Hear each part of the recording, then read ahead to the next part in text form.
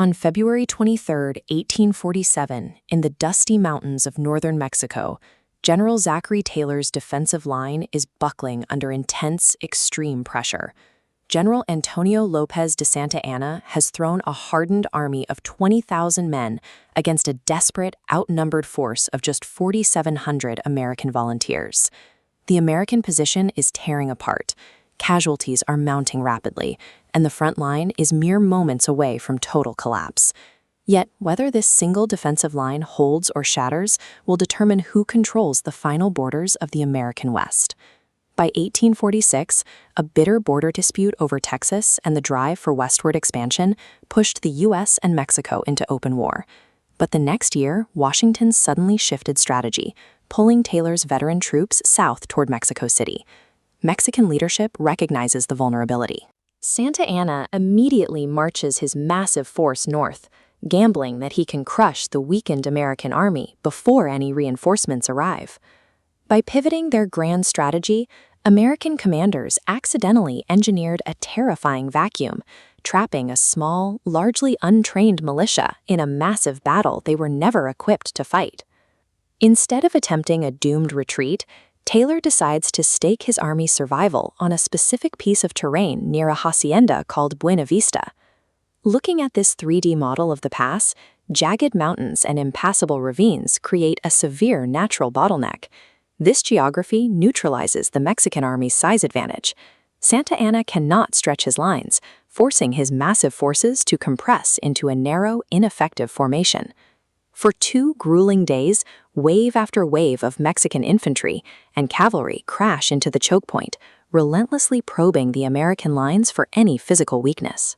While the rough terrain prevents immediate destruction, the sheer mathematical weight and exhaustion of blocking a continuous assault pushes the American volunteers to their absolute limit.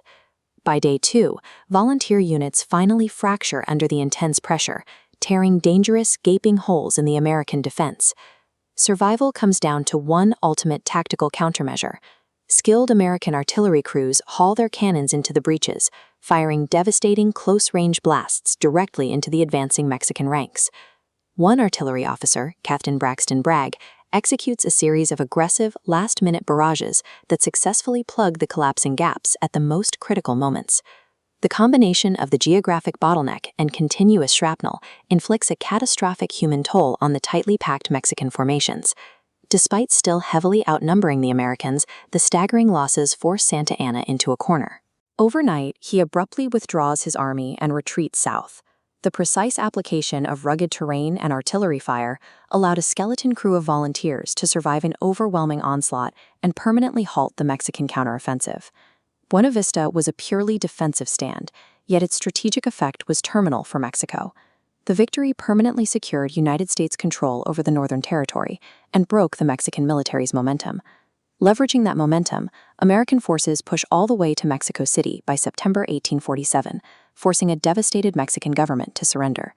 The conflict formally concludes in 1848 with the signing of the Treaty of Guadalupe Hidalgo. The terms are staggering.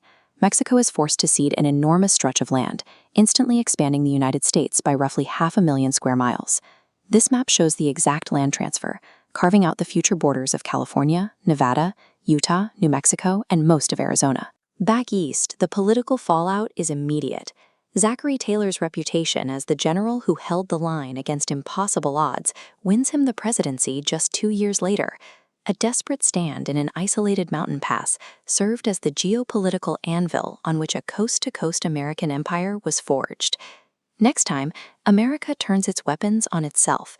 The Civil War brings our bloodiest day and a new purpose: Antietam.